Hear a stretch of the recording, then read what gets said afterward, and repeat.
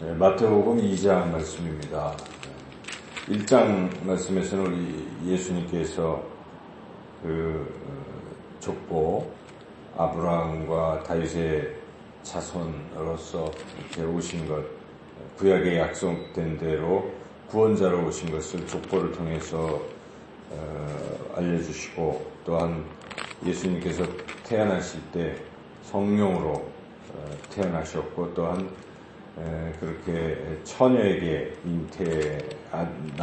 태어나는 것이 구약의 또 예언을 성취하는 이제 그러한 분으로 우리의 구원자로 이 땅에 오셨다는 것을 알리고 있습니다. 이제 이어서 2장에서도 역시 그 예수님께서 구약에서 예언된 구원자이심을 그 여러 이제 태어난 장소, 이동하는 장소들을 통해서 또 그때의 그 사건들을 통해서 우리에게 이분이 바로 구원자이시다는 것을 우리에게 알리고 있습니다. 그래서 여기에 보면은 우리 예수님께서 베들레헴에서 태어나셨는데, 바로 그 장소는 이미 구약의 미가서 5장 2절에 예언된 대로 베들레헴으로 그리스도가 오신다는 그 예언대로 이제 오신 것이죠. 그래서 예언을 성취하시는 지금 모습을 마태는 이렇게 보여주고 있습니다. 그래서 구약을 많이 인용을 하죠. 이렇게 구약 5절에 보시면 이는 선지자로 이렇게 기록된 바 이렇게 하고 그것이 이제 성취되었다는 것을 계속 보여주고 있죠. 이런 예언이 성취됐다는 것이 이제 10번에 걸쳐서 쭉 마태복음이 나오고 있는데요. 그래서 이렇게 마태는 이 수신자인 유대인들에게 바로 이분이 그동안 우리가 구약에서 기다리던 이분이시다는 것을 분명히 보여주고 있습니다. 그래서 예수님께서 베들레헴에서 태어나셨는데 이제 헤로드 왕이 그 예수님을 죽이려고 했기 때문에 주의 사자가 요셉에게 꿈에 나타나셔서 거기서 피해서 애굽으로 가라 이렇게 이제 알려주어서 요셉이 가족을 데리고 애굽으로 피신하게 되는데, 그 역시 애굽으로 피신해서 가는 것도 하나님께서 미리 다 예언하는 것을 성취하시는 것이다. 그래서 우리가 또 알 수가 있습니다. 그래서 여기 보면 15절에 그것도 주께서 선지자를 통하여 말씀하신 바 그것을 이루려 하심이라. 이제 이게 성취 인용문이라고 얘기하는데, 이런 패턴이 한 10번 나온다는 거죠. 그래서 거기에 애굽으로부터 내 아들을 불렀다는 이제 그 호세아 11장 1절 말씀도 또 예언대로 지금 성취되고 있는 것을 보여주고 있습니다. 그리고 그러자 이제 헤롯 왕이 그 박사들에게 속은 것을 알고 거기 지역에, 베들레헴 지역에 있는 두 살이야 사내 아이들 다 죽이는 이제 이런 죄를 저질렀는데, 이것도 역시 예레미야 31장 15절에 예언된 것을 이제 성취하는 거죠. 18절에 그것이 선지자 예레미야를 통해서 말씀하신 바 이런 내용대로 함이 이루어졌느니라 이렇게 말씀하고 있죠.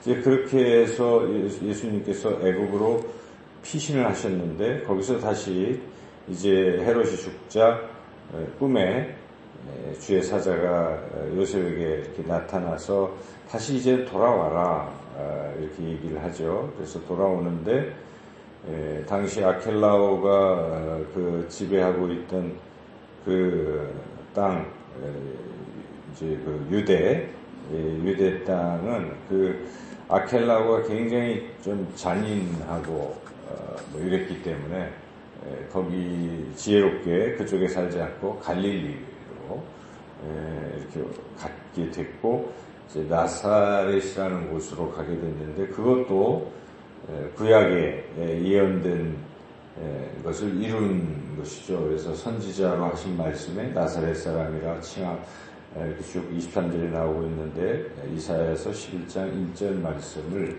또 이제 이루고 있다. 그래서 오늘 이 본문은 가장 중요한 것은 예수님께서 태어나신 장소로부터 이동하신 장소들이 다 구약에 이미 예언된 것이고 그것이 성취되었다. 이를 통해서 예수님이 바로 우리의 구원자 되신 것을 분명하게 보여주신 것이죠. 우리가 그 불가능한 일 아니겠습니까?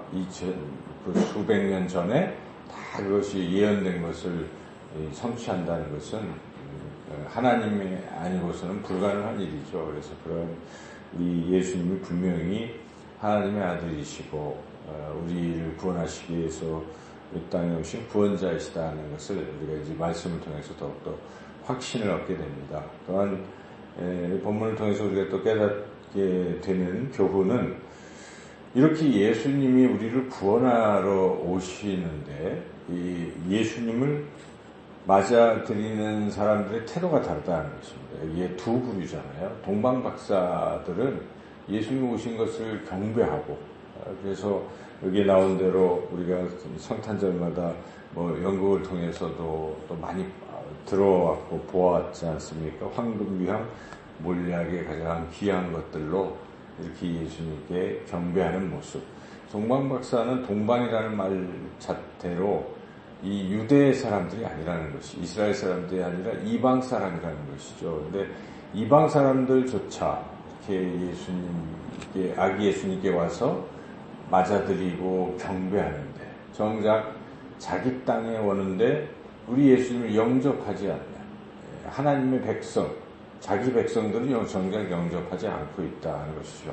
그래서 요한복음에는 그것을 그냥 압축적으로 그리스도께서 자기 땅에 오셔도 그의 백성들이 영접하지 아니하였다라고 이렇게 요약적으로 말씀하고 있는데 여기는 그런 일이 좀 보여지고 있죠. 그래서 헤롯 왕이 그런 짓을 하고 있는 것입니다. 이렇게 예수님을 오히려 자기의 정치적인 미래의 그런 존재로 여기고 미리 죽여야 되겠다 하고 속여가지고 거기 있는 사람들을 싹 죽이는 이런 만행을 저지르죠. 그래서 이런 두 가지 태도, 예수님을 경배하는 태도와 예수님을 배척하는 두 가지 그런 태도, 모습을 우리가 오늘 본문을 통해서 보게 됩니다. 우리가 이런 상황을 보면서 우리의 신앙은 어떤가? 우리는 예수님을 이렇게 영접하고 예수님을 맞아들이고 예수님과 우리가 교제하고 동행하고 예수님이 인도하시는 대로 이렇게 살아가지 않습니까? 그래서 나는 죽고 예수는 내 안에 살고 그런 말. 그리고 갈라디아서 2장 20절 말씀대로 우리가 우리는 죽었고 우리 안에 그리스도께서 사시는 것이라 고백하는 바울처럼 우리는 늘 우리 안에 예수님을 모시고 예수님의 인도하심에 따라서 그렇게 살아가야 하는 것이 우리의 마땅한 모습일 것입니다. 또한 여기 이제 본문을 통해서 또 깨닫게 되는 것은 이렇게 예수님을 배척하는 배후에 사탄, 악한 세력이 있는 것인데 그런데 결국은 그런 위기 상황들을 다 이렇게 극복하고 악한 세력을 이겨내는 모습을 우리가 이 2장을 통해서 보지 않습니까? 예수님은 그렇게 다 하나님의 인도하심 따라서 애굽으로 피신을 갖다가 다시 나사렛으로 유대 땅으로 오신 것이 베들레헴 자기 고향으로 오신 것이 아니라 그 모든 위험한 상황을 벗어나서 갈릴리 나사렛으로 가신 이런 그 인도하심, 하나님의 그 인도하심, 악을 이기시는 이러한 모습을 우리가 보면서 우리가 믿는 신앙은 패배하는 신앙이 아닙니다. 승리하는 신앙입니다. 사탄 마귀가 아무리 우리를 괴롭히고 또 이렇게 할지라도 하나님께서 예수님을 이렇게 인도하시는 그 하나님께서 피할 길을 내시고 또 우리를 인도하신다. 그 하나님은 우리 영원토록 우리를 인도하시고 하나님 나라를 우리를 인도하시는 것이죠. 그래서 우리가 어떤 상황에서도 주의 인도하심을 우리가 또 굳게 믿고 또 묵묵히 또 하루하루 주님 의지하고 그렇게 살아가야 되겠습니다. 말씀대로 우리 예수님을 우리를 구원하러 오신 분이십니다. 우리는 예수님을 영접하고 예수님의 그 인도하심 따라 오늘도 살아간다면 우리 하나님이 우리 모든 것을 다 예비하시고 피할 길도 내시고 선한 길로 그렇게 인도하실 줄로 믿습니다.